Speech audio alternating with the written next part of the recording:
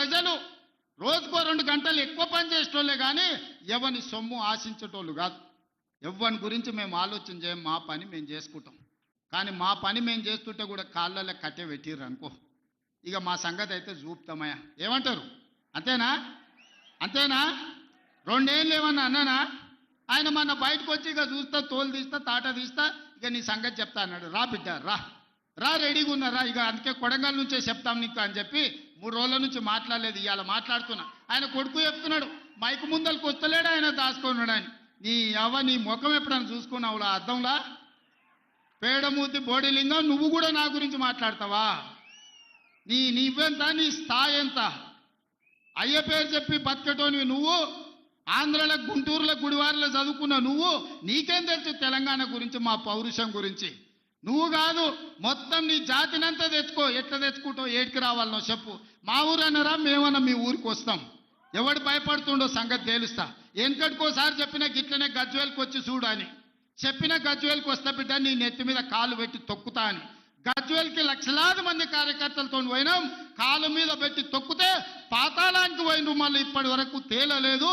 ఇవాళ చెప్తున్న మీడియా మిత్రులారా రాసుకోండి, 2029 ఎన్నికల్లో 2/3 మెజారిటీ మన సీట్లు ఒకవేళ 119 ఉంటే 80కి పైగా సీట్లతోని 2029లో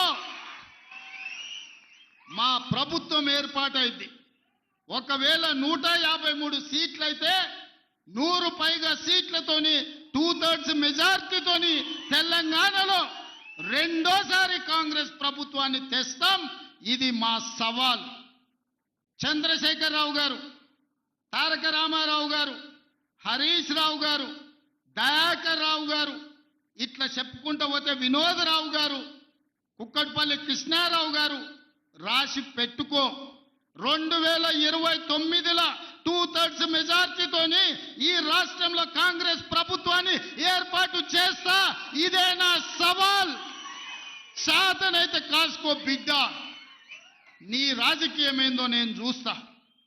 నేను రాజకీయం చేసినంత కాలం ఈ కల్వకుంట చూసేటోళ్ళు కాలకుంట విషం లాంటి కేసీఆర్ కుటుంబాన్ని అధికారులకు రానివ్వను. ఇదే నా శపథం. ఇదే నా శపథం. కొడంగల్ బిడ్డగా ఈ గడ్డ మీద నుంచి నేను శపథం చేస్తున్నా. నేను రాజకీయాలలో ఉన్నంతసేపు రాబోయే ఎన్నికల్లో కేసీఆర్ కుటుంబానికి అధికారం అనేది కళ. బీఆర్ఎస్ పార్టీ, కేసీఆర్ చరిత్ర గతమే. మీ పార్టీకి మీకు భవిష్యత్తు లేదు.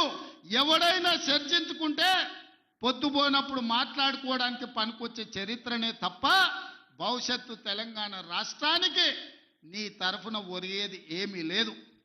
బీఆర్ఎస్ కేసీఆర్ గతమే, తెలంగాణ భవిష్యత్తు కాంగ్రెస్.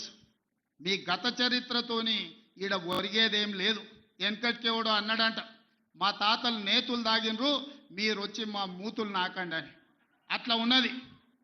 నిన్ను అసెంబ్లీలో ఓడగొట్టినాం, పార్లమెంట్లో గుండు సున్ని ఇచ్చినాం, మన కంటోన్మెంట్లో బండకేసి కొట్టినాం, మొన్న జరిగిన జూబ్లీహిల్స్లో బోడబండలో బండ కింద వాతి పెట్టినాం.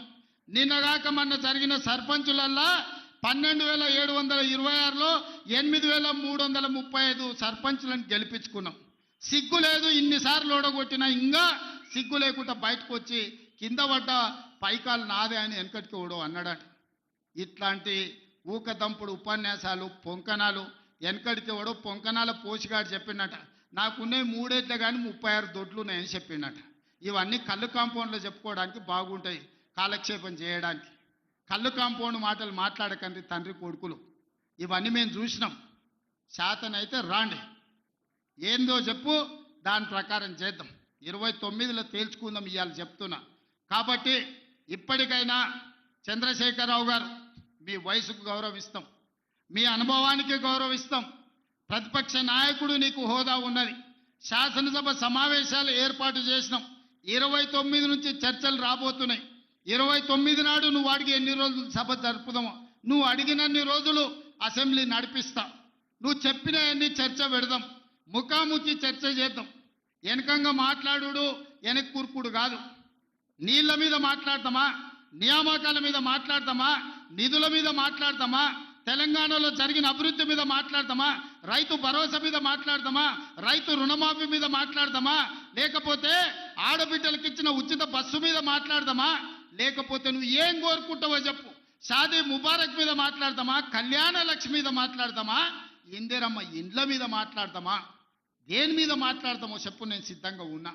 చర్చిద్దాం, దేశానికి ఆదర్శంగా నిలబడదాం, సమస్యల మీద మాట్లాడదాం, ఎవరు ఏం చేసినరో చెప్పుకునే అవకాశం కల్పిస్తాం.